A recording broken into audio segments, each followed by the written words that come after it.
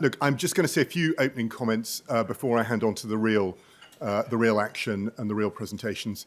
But first of all, I'm James Palmer. I'm a partner at Herbert Smith Freehills, and I'm absolutely delighted to welcome you to a packed room for this event. It is not our event, it's New Capital Consensus's event, and thanks Ashok for asking us to host this. We are really pleased to do so, and the launch of their report, Reviving UK Investment Flows. I will disclose I have been an advisor to them, but none of the clever bits were from me. But I am grateful to Keith Skiot, who's going to be talking shortly, who connected with me with Ashok a couple of years ago, and we found a large number of things we were very aligned on.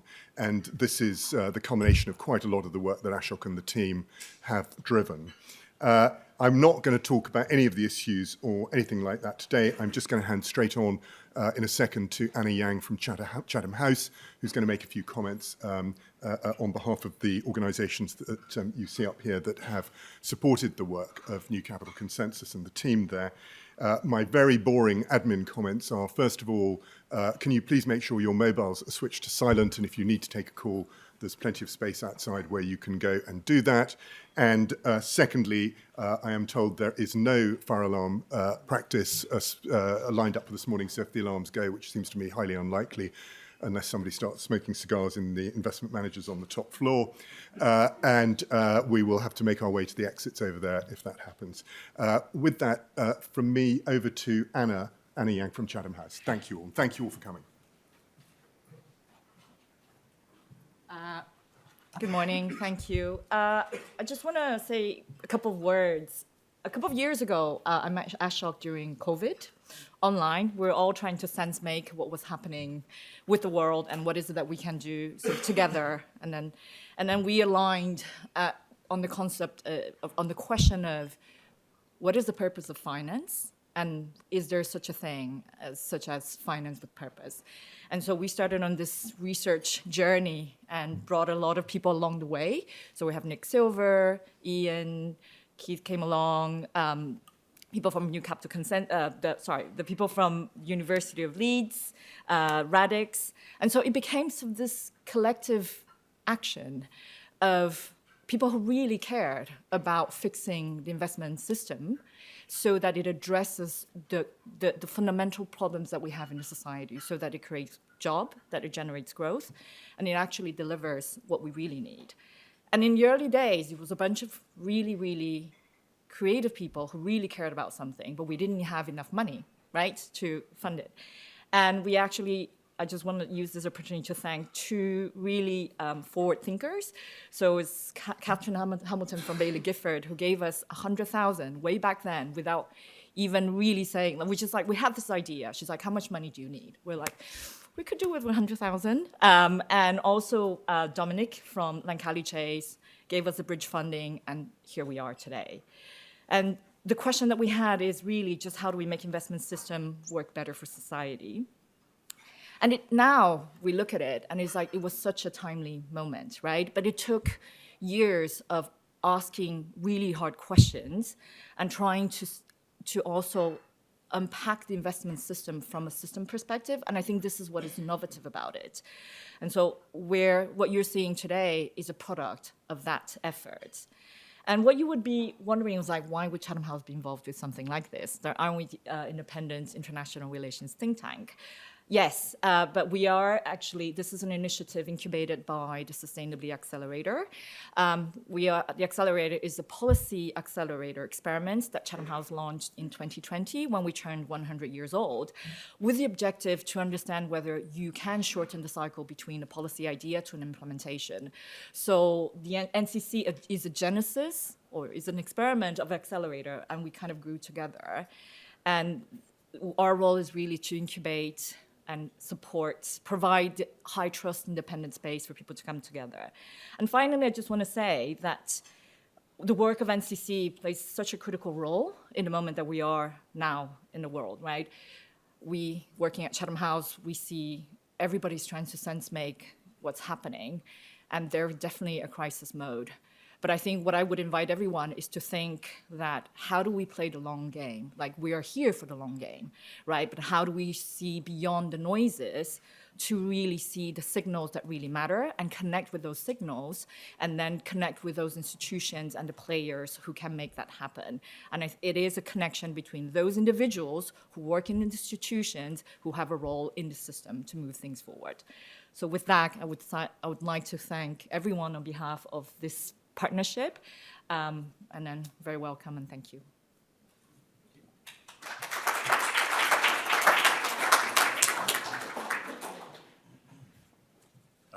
Thank you, James. Thank you, Anna, and good morning. I'm Keith Skeoch. It's my great privilege to chair the advisory panel at New Capital Consensus, and it falls to me this morning to set the scene for both the launch and the panel discussion. So why New Capital Consensus? Put simply, certainly from my perspective, turning savings into investment is one of the key foundations for future prosperity. Sadly, despite being one of the world's largest financial centres on lots of measures, including assets under management, the UK's track record isn't good. I can remember when I was looking to move from government into the city and trying to work out whether this was a sensible thing to do, somebody pointed me in the direction of a quote by Peter Lynch, the legendary US investor. And he pointed out that in the long run, it's not how much money you make that will define your future prosperity, it's how much money you save and invest and put it to work. And of course, what's true for the individual is also true for an economy or a nation state. But of course, there's one critical difference. Future prosperity for an economy is the outcome of many decisions and the efficacy of the investment system. And by the investment system, we mean the efficiencies of vehicles that collect savings, the allocation of the capital created to investable assets, and, among other things, the behaviors of those who seek to raise new capital and those that invest savers' capital, which in turn, of course, are driven by the incentives created by rules and regulations.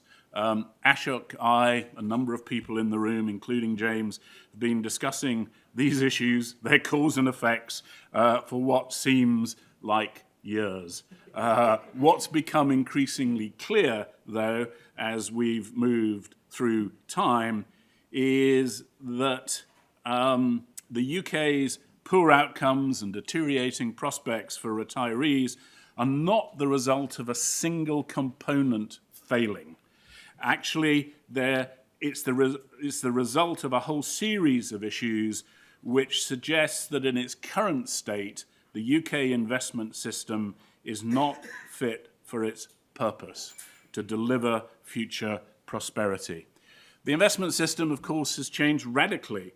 I've been involved for nearly 45 years, and a lot of the changes that have taken place have not been driven by purposeful design. They have been driven by adjustments that often are well-intentioned, but more often than not are addressing issues arising from the failure of a particular component or incentive. The net result is not just a system that delivers a low investment rate and poor retirement prospects for those involved, but also a distribution of asset holdings that is suboptimal. These asset holdings and the stocks they create have been built up over decades, so redirecting them is not a trivial task. And as we've so often seen, when you attempt to do that, you have profound unintended consequences. So New Capital Consensus has been crafted and created specifically to look at these system-wide issues and take a holistic approach about how to improve both the investment system and what it delivers. Our first task has been to map out the investment system, the stocks of assets within the system, track the flows through the system, and identify what causes that suboptimal allocation. be it institutional structure, regulation, or misaligned incentives. It sounds simple, and we thought it was when we started out on the process, but it has proven to be a massive piece of work. And I think what you will see in a few moments from Ashok is the first complete map I've seen of the UK investment system, together with the insights of many key investment professionals about where the problem lies. At New Capital Consensus, our aim is not just to stimulate debate or grandstand, but to provide practical, empirically based recommendations that can help drive policy by taking a system-wide view when we make those recommendations. A system-wide view also means it's important to understand the perspective of others, particularly those working on and thinking about individual components of the investment system. For my part, I've always believed that knowledge is power, but only if it's shared. To that end, at New Capital Consensus, we see it as a convening centre. We are apolitical and have and will continue to reach out to all those thinking about improving the investment system to both share our views and listen to others. Some may argue that this is very, very complex and it's not the real issue. The real issue is we're not saving enough. And they're right. However, surely if we want people to be confident about saving more, we've got to improve the confidence in the system and ensure that it's fit for purpose. So there is no silver bullet, and this will take a long time to fix. So what better way to start than a full understanding of the current investment system and its issues? Before I hand over to Ashok to do precisely that, two additional thoughts from me. First, this is a launch. This is a beginning. We have a big research program. There's a lot more to do, and I'd encourage you to connect and join us. The second is to paraphrase Benjamin Franklin. It's an investment in knowledge that pays the best return. Thank you. Ashok.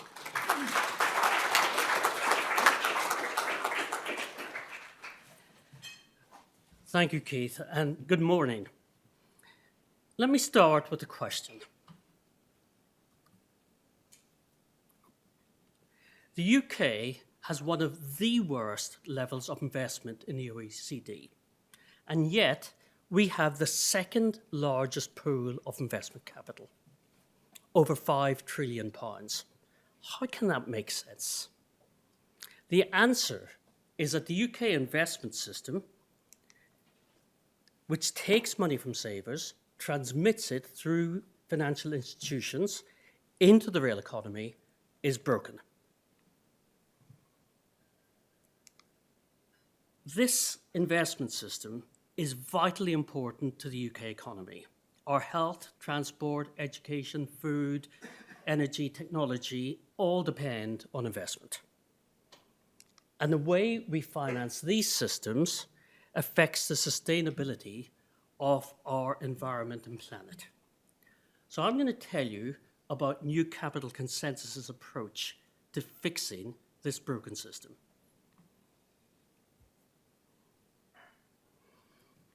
And I'm going to ask you for your support in bringing about the change needed. So what do I mean by the UK investment system? At the top, you have UK savers who provide the bulk of the money. And at the bottom, you have the UK economy. Money moves through the system by pooling savers' investments, either in defined benefit or defined contribution schemes or retail investments. And at the bottom, companies access capital by issuing securities, public, private, governmental, debt, equity. And in the middle, you have asset managers who match investments to securities. Companies make returns on these investments, which goes back to savers, producing healthy returns for them and a healthier economy for us all. And of course, the UK doesn't operate in isolation. We attract foreign capital into the system, that's great. But there are very high levels of leakage out of the system. Well, so far, so simple. Unfortunately, our research has found that the UK investment system doesn't actually work like that in practice. It's broken.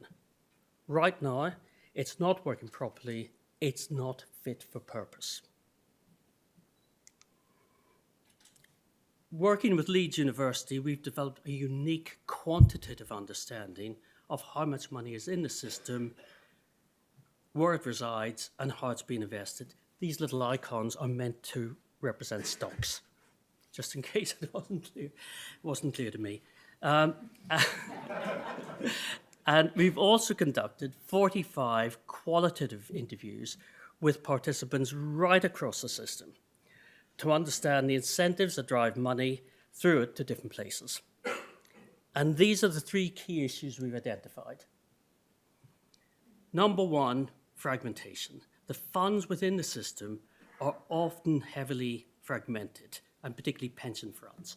That's in the defined benefit, particularly the defined benefit pension scheme area, where we have 5,000 sets of trustees managing £1.2 trillion of assets. That is hugely inefficient. It results in uniform investment strategies, high industry herding, and leads to high levels of systemic risk.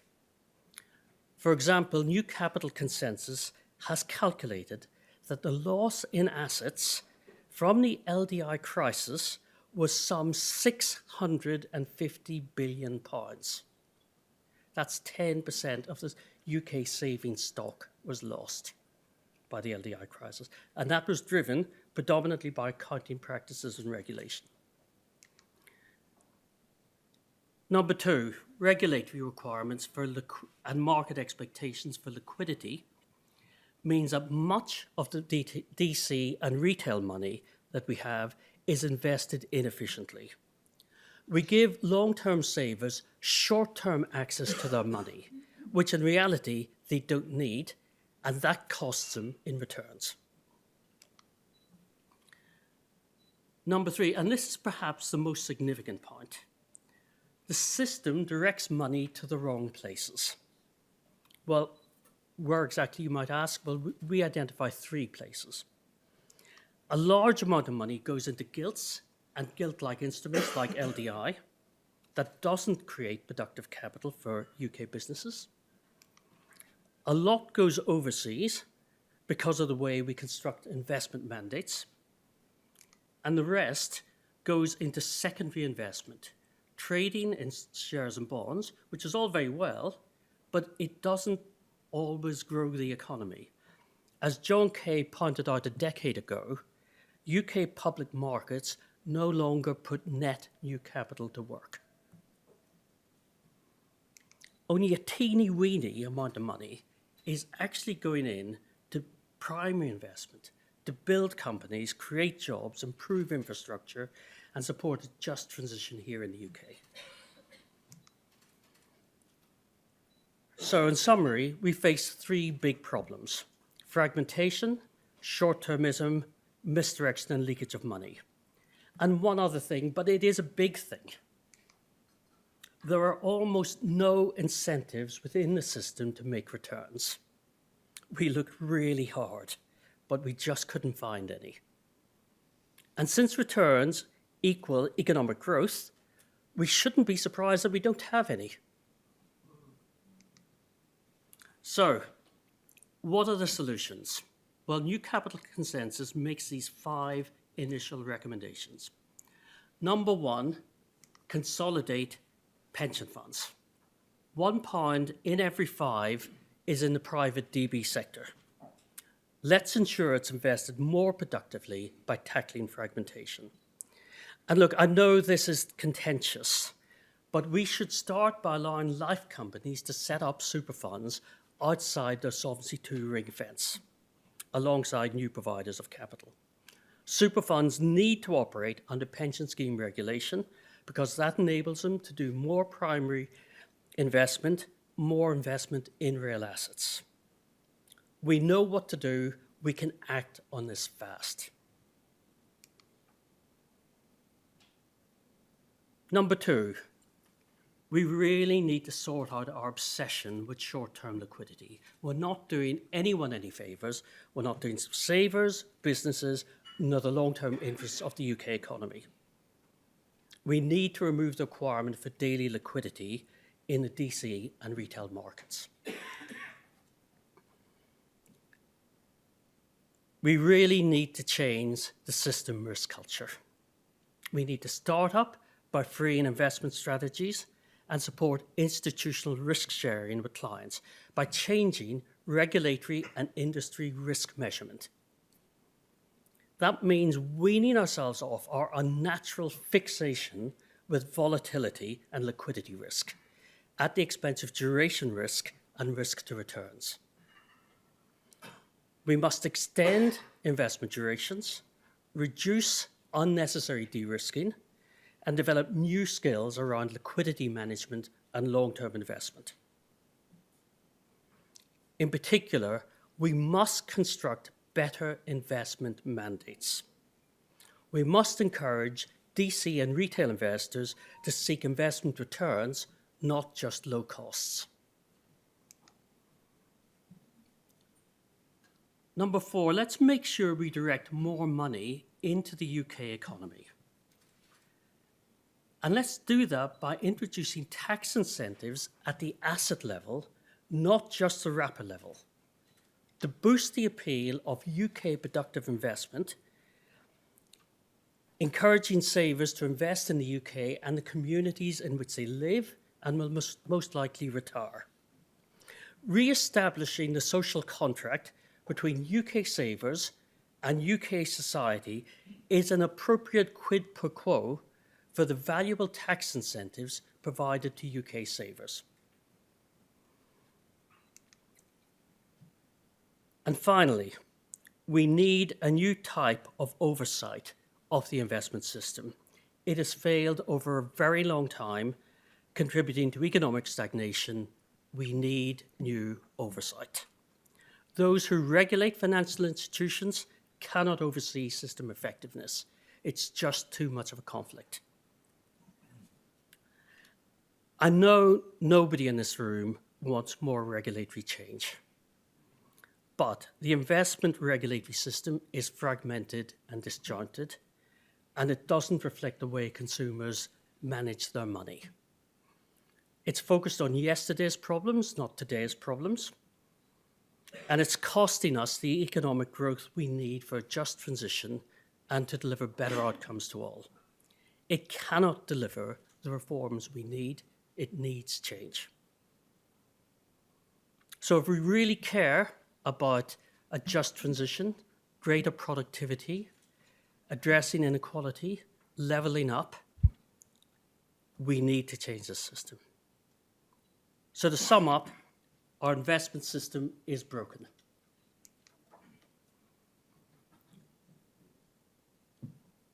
We don't get the outcomes we want because we direct money to the wrong places. This happens because we manage risk and liquidity badly. But the message of New Capital Consensus is that this can all be fixed. We know what needs to be done. 3 problems, 5 solutions. The investment industry, the people we've interviewed, know what needs to be done. Everybody in this room and across the city knows change is needed. Let's work together to bring about that change. Thank you.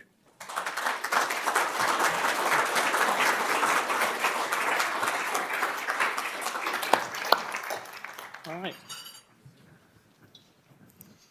Thank you, Ashok. I'm Stephanie Flanders. I run economics and politics at Bloomberg, but I did have a sort of foray for a few years in this industry at JP Morgan Asset Management. So it's nice, especially amid everything else that's going on, it's nice to get back to the solid problem of how to raise UK investment, which has, of course, been around for a very long time. I think it's one of those things that has even got across to the public when people have these interminable conversations about why can't we grow faster, might even get onto productivity, but just the sort of consistent and to some extent shocking shortfall in UK investment is something that I think is now in people's brains.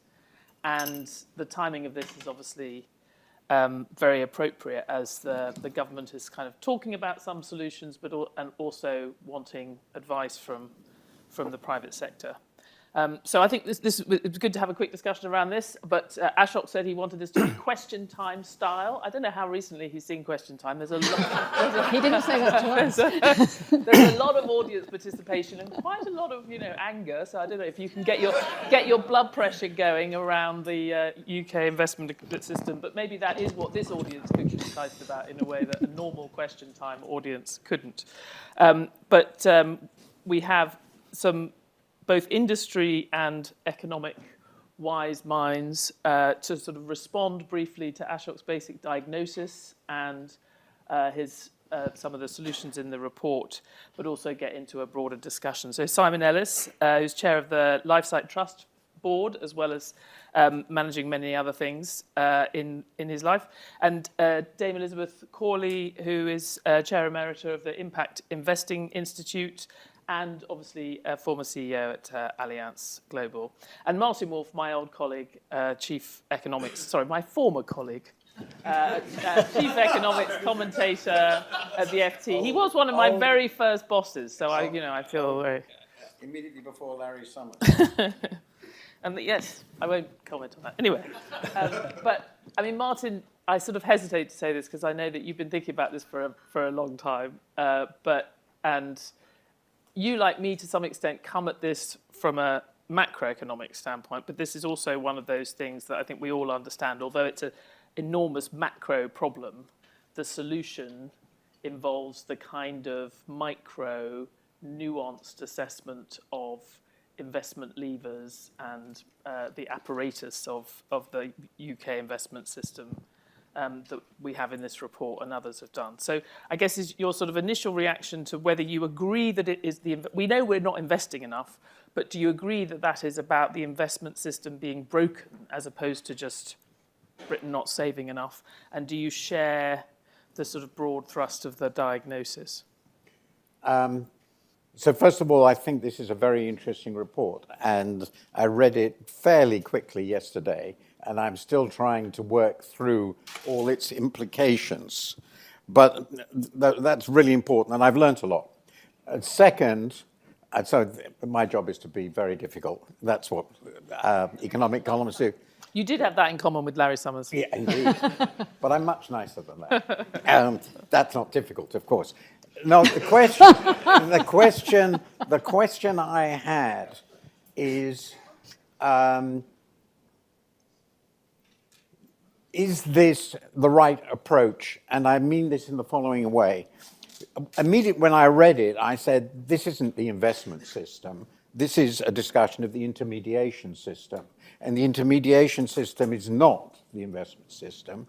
Investment is done by, predominantly in our country, by businesses, productive businesses. And I sort of miss them in this discussion entirely. It's as though the people who take money from point A to point B decide what businesses do. I think it's much more complicated than that. So if you're doing the next version, I would like, was it 45 interviews? 45 interviews with people who are trying to start businesses and failing, have started businesses and succeeded, and are running big businesses that survive. I'd like to know what they think about their interactions with the intermediation system. And the second point I would make, and I don't want to go on forever, though I could, is exactly the point you made. The most important reason why we invest so little is, of course, because we have the lowest savings rate in the developed world. Gross savings in this country are about 15% of GDP. I think those, I'm not going to go into that, those figures of the 5 trillion funds, I think those are more or less meaningless. Actually, I think they are meaningless, period. But the fundamental point is we have the lowest gross savings rate in the world. We have in the developed world, I think even lower than Greece. We have very, very low investment as largely as a consequence of that. But to the extent we don't is because we run a huge structural current account deficit. And if we want to invest a lot more without saving a lot more, then we're going to run a much bigger current account deficit, and we're not going to be able to sustain that. A point I've made endlessly. So if I were thinking about the investments, what is called the investment system, or I call the intermediation system, and I was asking, what would I do to raise investment? Leave aside all the other questions, allocation, all very important. I would say, well, we're going to have to raise savings. And in countries that have raised savings significantly, basically have forced saving systems. And if you don't discuss that, you're not getting to the heart of the problem. And I guess related to that is the sort of basic, there is a claim in this report, or there's a sort of implicit claim in this report that raising the efficiency of the intermediation system and indeed the returns that people get, which is what sort of Ashok's talking about in some of the management issues, the fragmentation issues, is compatible and sort of points in the same direction as investing more in the UK. To some degree, that will probably be true, but the macro constraints I mentioned would still exist. Now, we could, in theory, run current account deficit at 10% of GDP to finance investment, and I can mention one economy that did it, Korea in the 60s. We are not Korea in the 60s. So the macro constraints are very profound, and the 5 proposals seem to me perfectly sensible in themselves, but they're not going to solve that constraint at all. We would have to start thinking about how we get a much bigger savings flow through. Now, it is true that if we raise the profitability of business very substantially, also not really discussed here, that would feed through to higher retained earnings. Higher retained earnings are retained earnings, not discussed, are far and away the biggest source of saving in our system. So, and the investment of retained earnings, which is where the distinction between the intermediation system and investment becomes most important, the investment of retained earnings is well over half our investment. So in that sense, the profitability of business does feed through into investment, but it's outside the intermediation system, except indirectly. So all I'm saying here, I'm not really trying to be fantastically difficult, though I am being a bit, is that actually the lens they have here, far from being too big, is not big enough. Yeah. And the bit they're going into deeply is really important. I don't deny that at all. But it misses out some really important stuff. And that then gets you to the question of, am I really saying to these poor people who've done a lot of very, very useful work, for it to be really useful, you have to include all these other stuff too?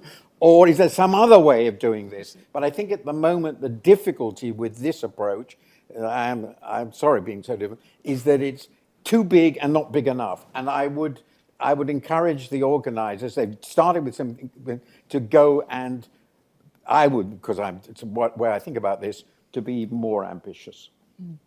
Right, so that's the next few reports. But Elizabeth, I mean, I think it's worthwhile. I mean, Martin is obviously right. I mean, I start preface by saying I too am sort of thinking of this in a macro sense. And if you think of the overall, the investment system, obviously, if you're an economist, does involve a huge number of other things. And the investment problem in the UK involves pretty much everything, I mean, is what we're saying. But if you're the Chancellor, that's not very helpful, that you've got to fix everything. So if we just focus, if we say, OK, the focus of this report is what we might call the intermediation system, or this part of the investment system of the UK, the investment channels. Elizabeth, do you think this is, well, it's the same question. Do you think that the diagnosis is right? And I guess I also have my question. I'm conscious that a lot of these things are also similar in other countries, like the daily liquidity. And is that something, is it distinctively bad of the UK? And is it remotely changeable just in the UK in a world where everybody else has daily liquidity? So, well, first of all, thanks for asking me to be here. And I do think this is a valuable contribution. I really do. Notwithstanding the fact, is it big but not big enough? Absolutely. I agree with that. I should also disclose I'm part of the intermediary problem. I'm not just the chair emerita at the Impact Investing There's a few Institute. others in the room as well. I'm also chair of Schroders. So I do have quite a lot of skin in the game from multiple places. And I'm also a non-executive director on UK PLC companies and US PLC companies in the past. So I take a multiple view of this. And I think this report is invaluable because it diagnoses in a quite an intellectual way, but in a real way, what the problem is and some solutions that are genuinely solutions that are at a systems level. Absolutely agree with Martin that the intermediation challenge could probably be articulated more. The value chain that's grown up around the UK savings industry is very complicated. It's very fragmented. It's not just the pools of assets that are fragmented. The way in which we try to direct those pools of assets is fragmented. The takes of money from that system, the taking of rent from the system as it flows from the savers through to the underlying companies is significant. Yep. And I think the focus on cost has been a regulatory attempt, and the focus on scale has been a regulatory attempt to rebalance some of that. But the reality is we've lost the whole question of value for money and value of outcomes. And I think we have to get back to the fact that there are misaligned incentives within the system, and that goes to the higher macro level. You're incentivized to buy gilts. You're incentivized not to take risk. You're incentivized to go to the lowest price, irrespective of what the return might be. And unfortunately, at the moment, the incentive is also for daily liquidity. I don't know why when you're talking about people who are going to be staying 30, 40 years.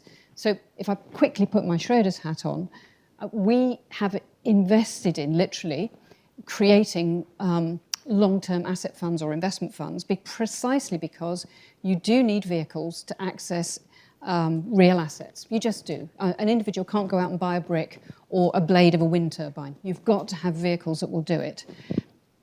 Getting those vehicles as efficient and effective as possible takes teamwork with the asset owners, whether that's insurance companies or master trusts. You have that teamwork and you design for the member benefit.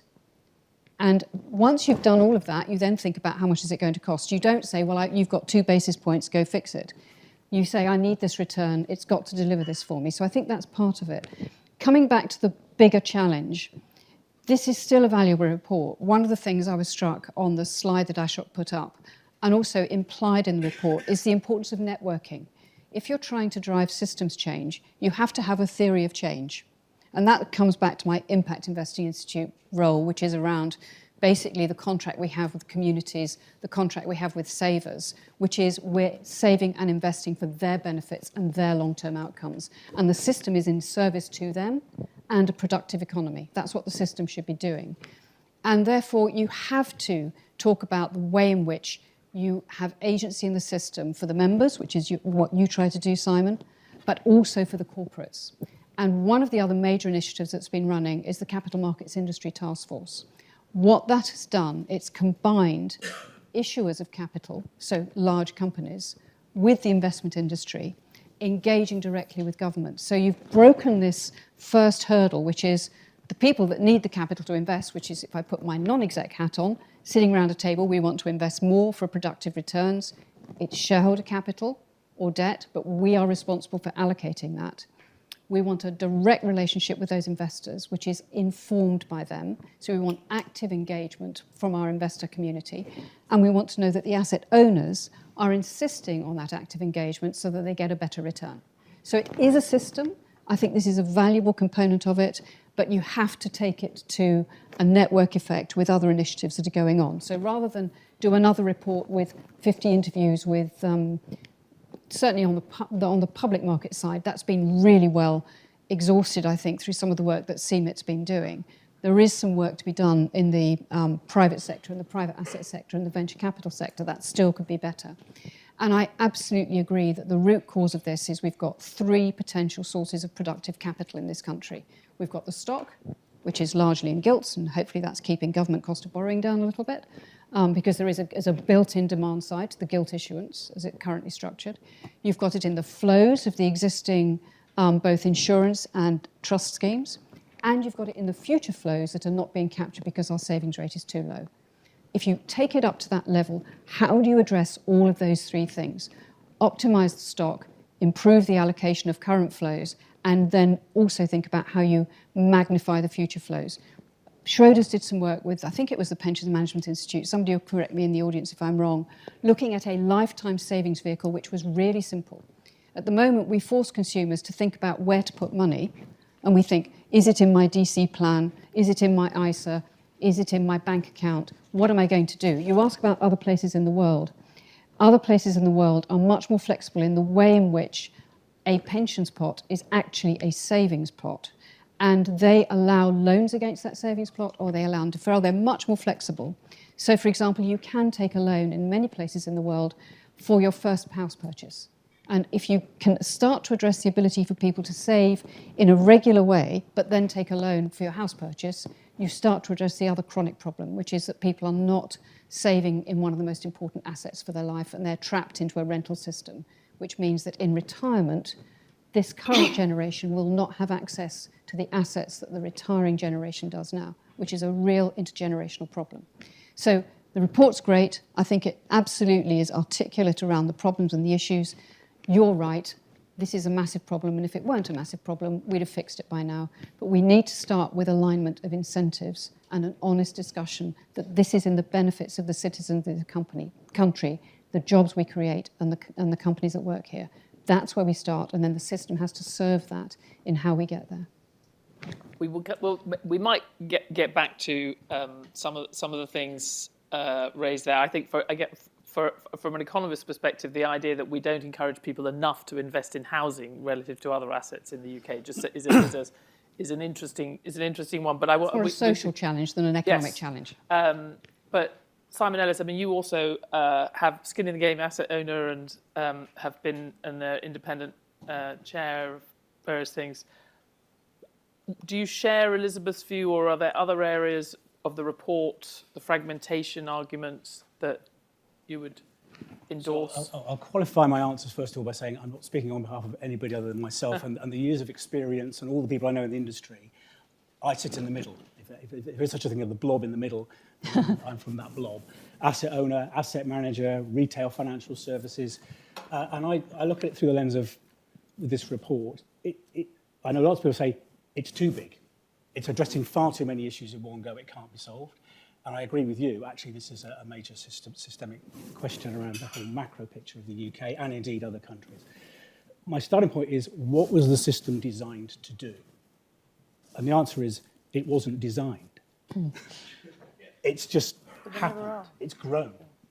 And so we've got this starting point of retail individuals, whether they're members of a pension scheme, savers, people with ISAs or whatever else, advised, non-advised, sitting distanced from the economy, worried about their financial circumstances, and convinced pretty much that they ought to be saving some money for some future purpose. In my experience, we sell them that idea. It's rainy day money, but it rarely rains hard enough for them to actually need to access it. So they end up, by default, it becomes money that they use for retirement. In most circumstances, the only saving they have is designed specifically for retirement through employer-sponsored pension schemes and auto-enrollment. So we already have the mechanism for collecting savers and pooling their investment somehow or other. And we've got a historic system, which is principally DB. We've got the new system, which is much more focused on DC and master trusts. And then we have retail savings. So that piece of the system kind of is clear. But the transmission mechanism down into the economy and back up again isn't delivering to those people sufficient returns for them to have confidence that they should put more in. So that lack of confidence in the system and its ability to help them solve their own problems ends up with them either not saving enough or just taking the risk that something nasty will happen and the state will help them out.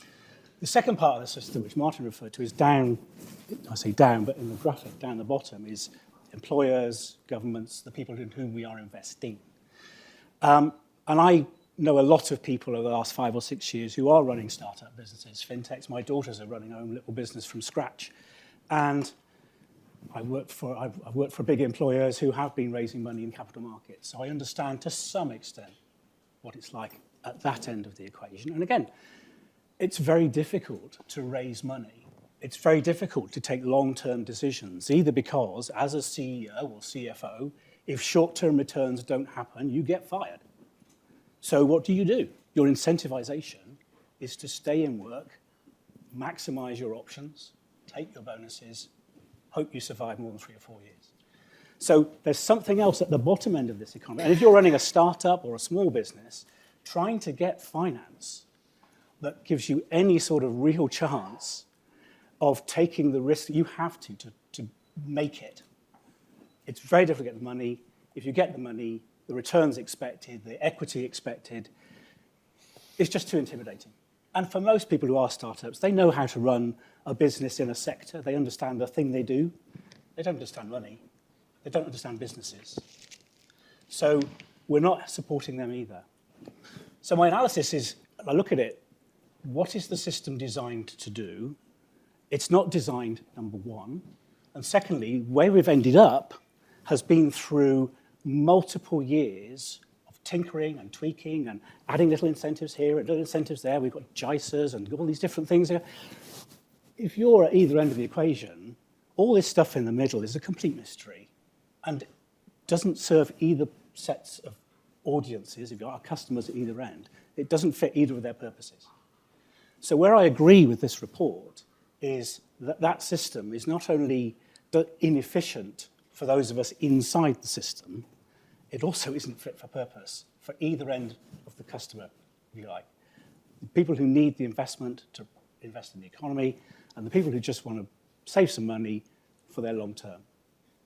Now, the diagnosis, I think, is accurate.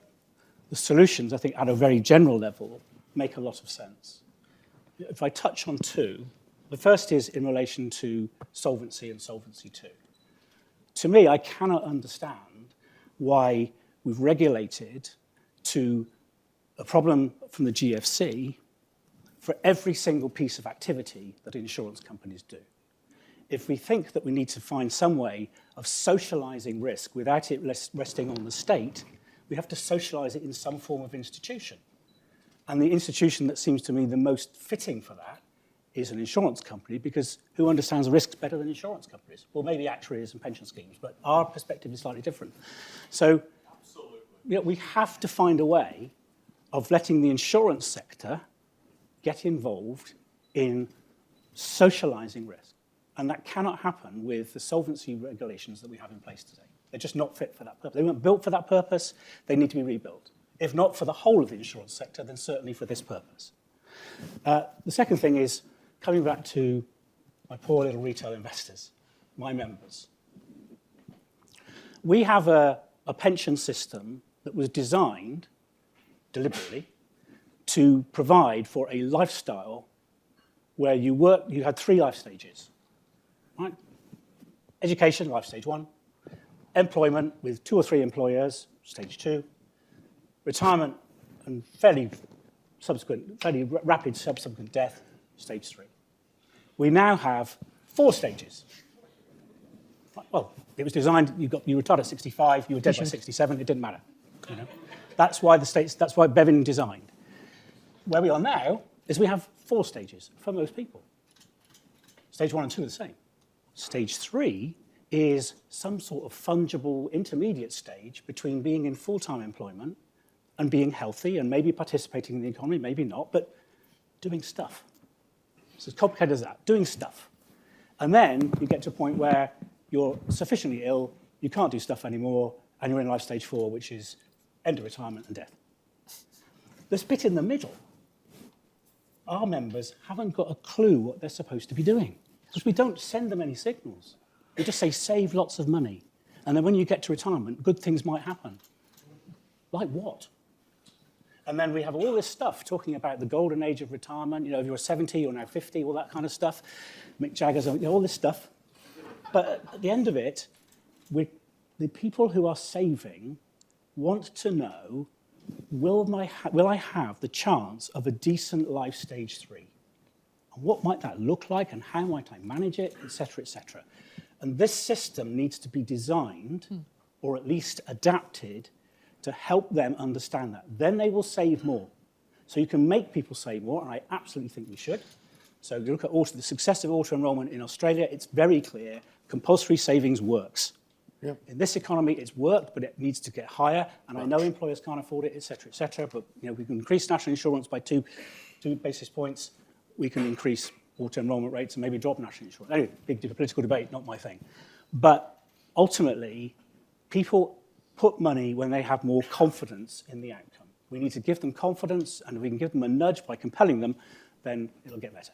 Just on that point, because you said also at the start that it was about the lack of savings was about lack of confidence in the returns, and yet, as you also said, our experience has been that just any number of incentives that are effectively increasing the returns, they're increasing the tax-free, the ISAs, all these things, have not moved the dial. Stephanie, people don't relate to the returns. They don't think of it. We think in terms of percentages. So it isn't the case that they don't have enough confidence in the returns or the level of the returns. So what they don't have is confidence in the outcome. They would change it from returns to outcomes. Returns in this world means they don't know what they're saving for or what it looks like. The purpose for them is even with all those cruise commercials and but that's it. That's basically all you've got. If you hear people on those cruises, I don't go on cruises personally, but literally, the beginning of this week, someone said they were on one of these cruises, and someone was sitting there saying, "Cost of living crisis, etc., etc." I go, "You've just paid $5,000 to be on a bloody cruise." Yeah. So. But can I talk, sure. just support you on this? Because by chance, I happen to be talking to one of the major Australian superannuation schemes who happens to be in London, and I was talking to them at the beginning of the week. The reason I know them is because they came across years ago to me when I was doing the impact investing work as somebody, it was a scheme that cared about their members. They surveyed their members who were healthcare workers, very lowly paid, very little financial literacy. They surveyed their members to find out what they needed from their scheme. And what they needed was basically a way of retiring, a way of giving up work. And they started by identifying how they would invest in line with their values, and therefore they weren't thinking about returns. They were thinking about values. They were thinking about creating that income in retirement. They did financial literacy. They did community engagement. And they did a holistic approach for member benefits, which were not in that awful benefits statement we're all forced to produce and read, which is dreadful. It really was holistic. And they were through in the UK. And they said, well, we were learning from the UK 15, 20 years ago. We can't understand what's happened here. Why is it? Because the challenge in Australia is the size of those superannuation schemes is greater than Australian GDP. And it can't invest in Australia. It's got to go and invest elsewhere. So I do think we can learn from looking at schemes around the world. And I do think one of the big things in here is scale. One thing we can do, we should not get paralysed because the problem is so big. We should move on things we can do. So the government's pensions bill, which is going through, absolutely needs to go through with pace. The fiduciary duty responsibilities in that need to be addressed and changed because the risk aversion isn't just at the consumer level, it's actually at the trustee level. Those thousands of trustees. I was a trustee of a medium-sized pension scheme, and I came from the investment industry, and the first thing that happened was I was told I could go to jail if I got it wrong. The second thing I was told was actually your insurance policy for not going to jail is having an actuary and an investment consultant. They'll do all the thinking for you, they'll do it, and leave it to them, and then you'll be okay. Therefore, there was no incentive around that table for any trustee to do anything other than become utterly risk-averse and double down on experts in the system. Now, those experts are very, very often, like you, very well-intentioned. But if you're a modest-sized scheme, not in London, you get cookie-cutter advice. You get whatever's been designed for mass consumption in one place, taken out around the country and delivered. And I think what you've said is absolutely right, but some of this won't get to the savings rate without mandation of savings levels. But some of this on scale, things are in the works. They just need to be moved forward and not paralysed because the problem is so great. We do always have to remember there's about a third of households, and that the household asset survey, which I recommend anybody to look at every few years when it comes out, about a third of households either have negative net worth or savings of less than a few hundred exactly quid. Right. And given the benefit system, it doesn't necessarily make sense for them to be saving either, but that's a whole No, other that's true. issue. They should pay off their debts first. Martin, I know you wanted to get in, and then we do have to have our, at least a brief question time moment. So I just want to make a very provocative, simple point, which I think is not made here. I've come to the view, and I think that follows from what you're saying, that good pension systems are paternalistic, or as I might say, maternalistic, which is much more sensible, obviously. Mothers actually do care about their children. Now, it's not a myth. But the point is clear. The good thing about the old corporate DB systems is they were. The bad system, well, I won't go into all that, far too fragmented, and then we killed them with ridiculous regulation. But the basic, going from that to DC, and I had a lot of conversations about this with Adair when he recommended, he knew the problem. We now know the problem, and what is said here is crucial, and I would strongly advise you in developing this, how we should think about pensions. We should think about them maternalistically. I like that. Okay, we're going to have a bunch of, and we're not going to quite do it question time because we're just not going to have enough time. And I know there's lots of people and a very suspiciously eager hand in the second row. Which Suspiciously eager. As long as it's, not like a big long speech. But yes, we start here and then have, not you, sorry, but we'll have you next. Mike Clark, actuary. We'll talk about how we're going to solve Solvency II. My profession is working with the regulators. We'll talk about offline. Question, on the way to that, Martin is absolutely right, and my question will hopefully lead to why. There may be no silver bullet, but in those wonderful spanners, there may be a golden one. My question is, does NCC have it in its toolkit? On the way, Rachel Reeves needs to realise that my investment committee will not invest in Rosebank because helping GDP can lead to stranded assets. So going back to that slide, there is a big gap between the bottom and the top. GDP growth is not investment returns. My question is the following. How aware is NCC of the ISB decision last April, which said IS 37, under certain conditions, net zero commitments, provision on the balance sheet, companies can put the money they are investing. We're missing the investment they're making because they are putting it through the P&L as an expense. They are not adding the investment as intangible on their balance sheet. So investors are not seeing the value which is already being created, Martin's point, because companies are disguising it. So is NCC using that golden spanner and pointing out how Rachel Reeves could make the UK become a leader in green finance by just saying to companies, come on, put all that value on the balance sheet. The UK leads the way. Okay. And in front of you. Oh, right. Oh, thank you. Yes, well, Martin made a lot of the points that I was going to make, which I was very, very pleased to hear. Pensions, I'm afraid the problem was when pensions were made a company liability, they were dead. And you can't do anything, really. I think we're sort of doomed on that. I think there's an elephant in the room, which is what is it that makes it worth investing in UK companies at all? The long-term rate return you get is what companies achieve on incremental capital. How do companies get into a position to get a good return on incremental capital and to export sufficiently profitable and even stay viable? Are companies encouraged to invest sufficiently by the way in which share prices work and companies get taken over, etc.? Really worried about that. I don't see much discussion about the real engagement with the underlying consumer and the consumer's justifiable lack of trust of the financial system. And I don't see much talk about engagement with companies because I don't think companies really trust the way the shareholding system works. They feel if they try and do the right thing, their share price will go down and they'll get taken over. Okay, thanks. And there's right at the back there, gosh, we've got a lot of people. So just if you keep it brief, we can be very lively. But thanks very much. Can I just comment on the circularity of UK corporates having to put something like £243 billion into their DB pension funds in special contributions, all of which was completely pissed down the drain in the LDI crisis. That's £243 billion that could have gone into productive investment. And so the de-risking has a baleful effect, not just on the returns in the pension funds, but actually the draining of cash flow and liquidity from the underlying investments. They then make a poor return. Therefore, international stock market investors don't want to invest into UK corporates. It goes round in a circle, and it's entirely logical for a UK investor to international investor to disinvest from the UK as a result of that.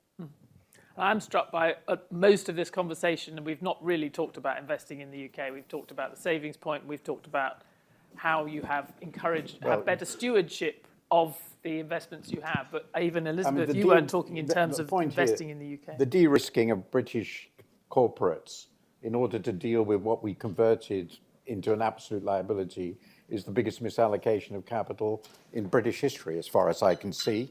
And it's the single most important reason for the appalling performance, it seems to me, of the British economy. It's an incredible regulatory failure. Grab a couple of these, and then we'll have a sort of final few thoughts.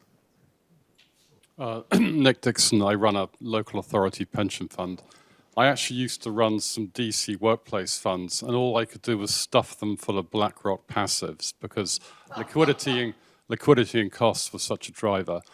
But it's been an absolute joy to join a public sector DB scheme because we can invest in what the hell we like. And liquidity, we have liabilities stretching out 110 years, so we invest in stuff that maybe are liquid for 30. But I've got two questions. One is, how are we going to force consolidation in pension schemes? My little sector of local authority is crying out for consolidation.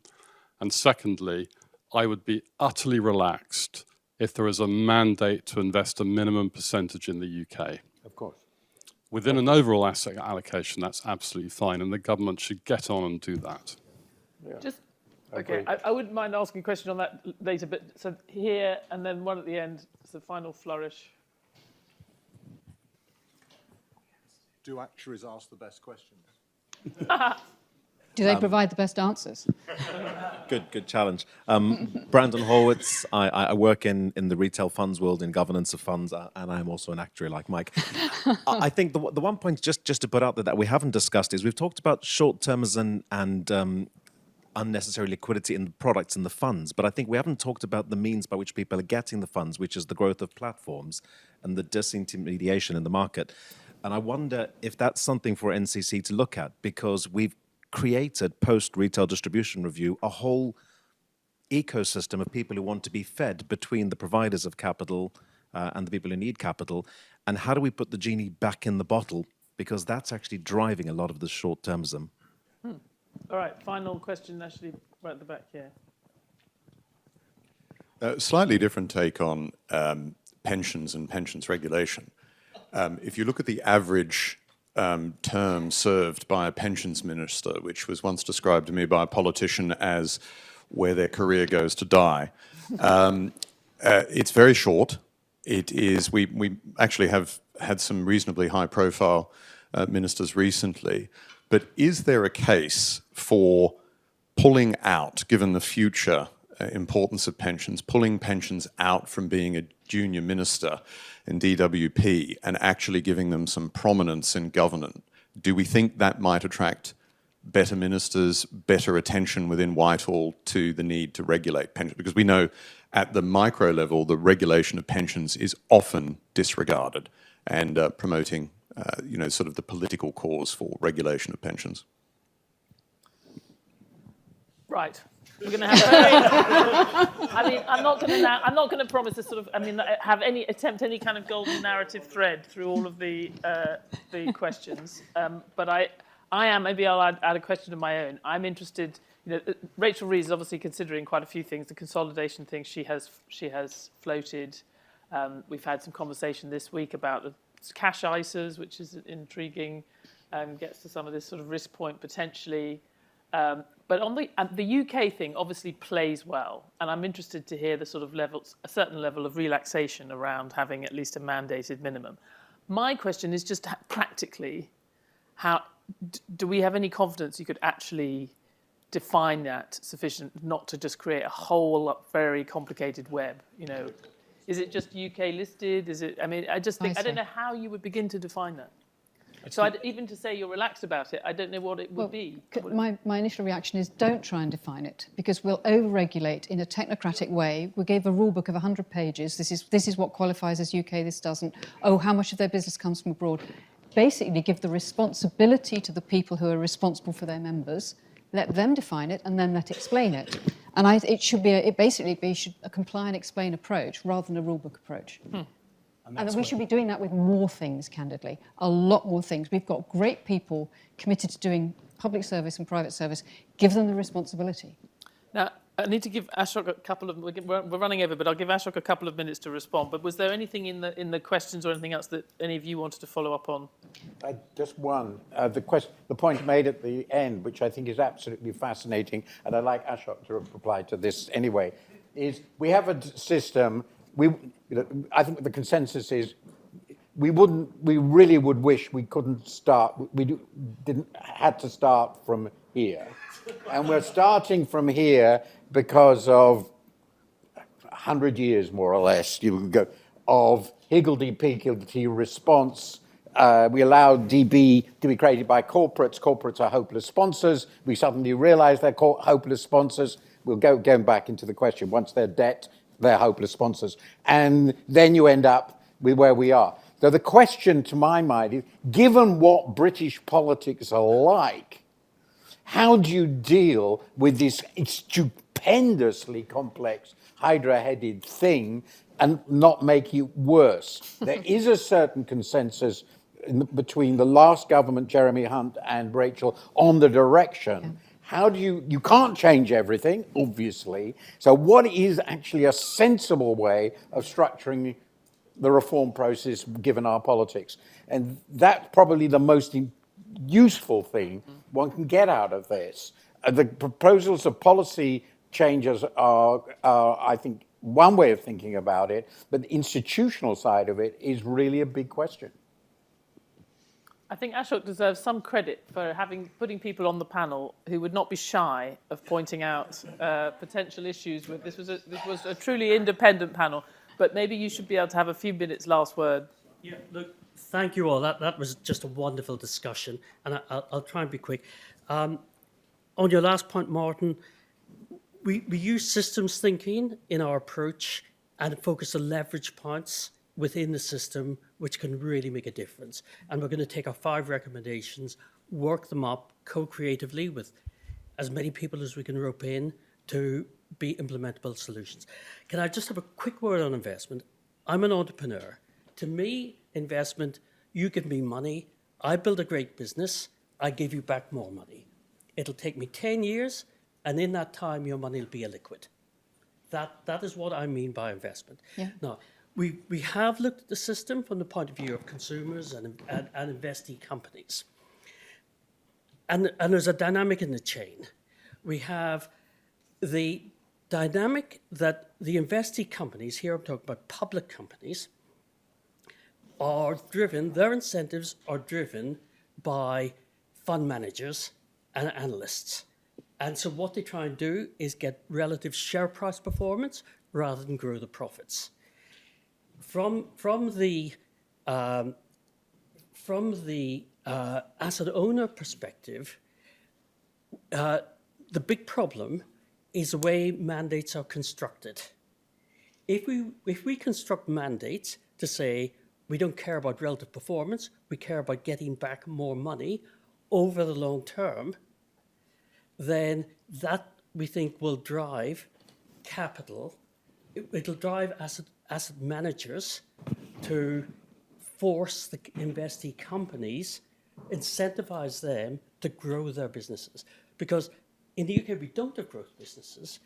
In the US, we do. And as an entrepreneur who invests in fintech businesses, we go to the US for our money. We do not go to the UK for our money. It's so much easier.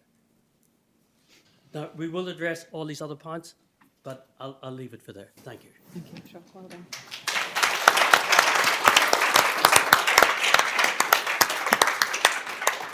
The prerogative of being host is Ashok doesn't quite get the last word. I'm going to say a few thank yous, but before I do, and thank our panelists in particular. I mean, I thought it was a great discussion.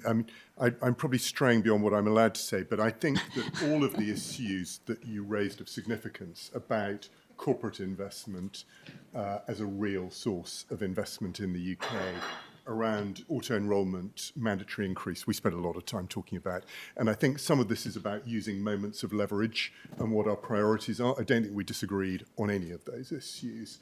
I think the curse of liquidity as a completely false metric as opposed to substantive return, all of those issues, I don't think we're apart on any of them, actually, in the debates we had. I think this was part of trying to find a focus where at this moment in time, I mean, my own view is recommendation number one would have been auto-enrolment staggered up to 15%. Of course.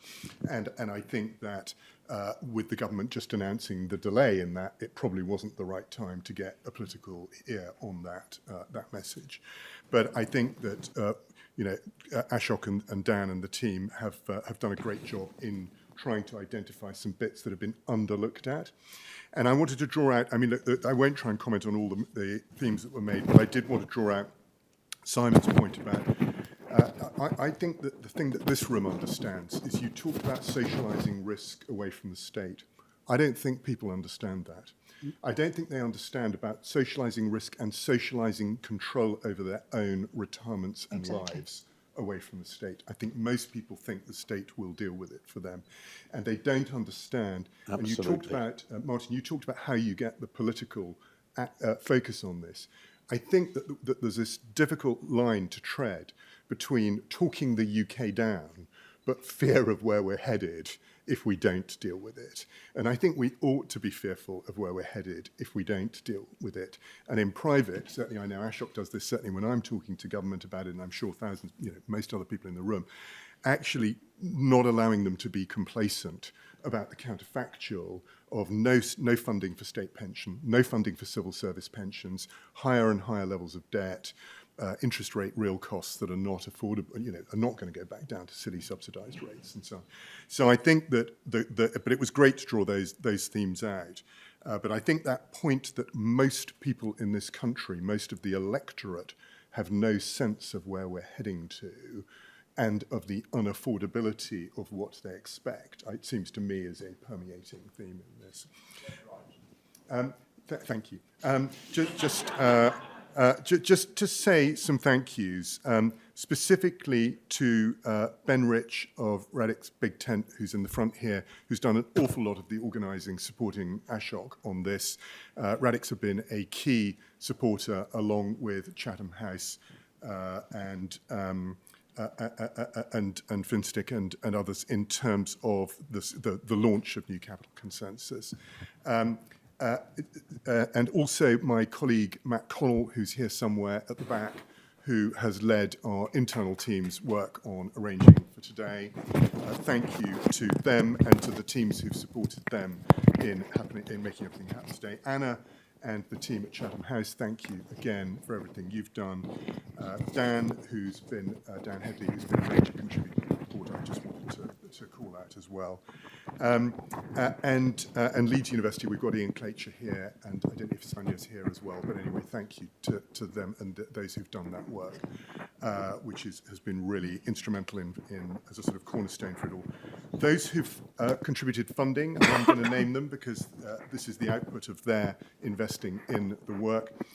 The Children's Investment Foundation Fund, the European Climate Foundation, Sequoia Trust, Lankelly Chase and Bailey Gifford. Thank you all very much to them. We wouldn't be here with this report without their support. Most of all, I want to thank our panellists. I'm not going to reintroduce them all, we've heard them, but thank you, and we're really grateful for your interest and a very a non-prepped, non-boring discussion, which is exactly what we need for this kind of issue. Thank you. And most of all, thank you to Ashok and the team. Ashok has been passionate about this work, as you can tell, and has invested a lot of his time in driving it, having been clamouring for reform on these issues for a long, long time. And I would encourage those of you, anyone who's able to stick around, and I should say thank you, there are other members of the advisory panel here as well, and David and others I can see, I know that they've contributed a lot of support as well. But please do stick around for a cup of tea or coffee if you've got time and chat to the very good group of people we've got here. Thank you to all of you for coming. This is a great audience. We've got a lot of very thoughtful commentators and participants in these issues, and the interest is very, very welcome. I know that Ashok and New Capital Consensus are keen to hear ideas. I think there's an ideas book or something at the back, but pick up with Ashok or Dan or one of the team if you are interested in getting involved in the debate. I'm going to give one plug for our firm's involvement, because this is not our thing, but Ashok knew I would do this. About 15 months ago, we launched, which I have been driving, a series of events called Reframing the UK Investment System. And in fact, we had Canadian and Australian pension funds talking here, and Dutch a week or 10 days ago, about these issues from those dynamics as we start to lift our eyes and look at how the world deals with these things. And not cookie cutter solutions, because their contexts are different, but nevertheless to grab some ideas about that and look at disintermediation and going back to what people need and all the issues the panel drew out. So anybody who's interested in signing up for our events, do speak to Matt or one of my colleagues here as well. But thank you all very, very much for coming, for your interest, and do join us for a cup of tea or coffee if you can. Thank you.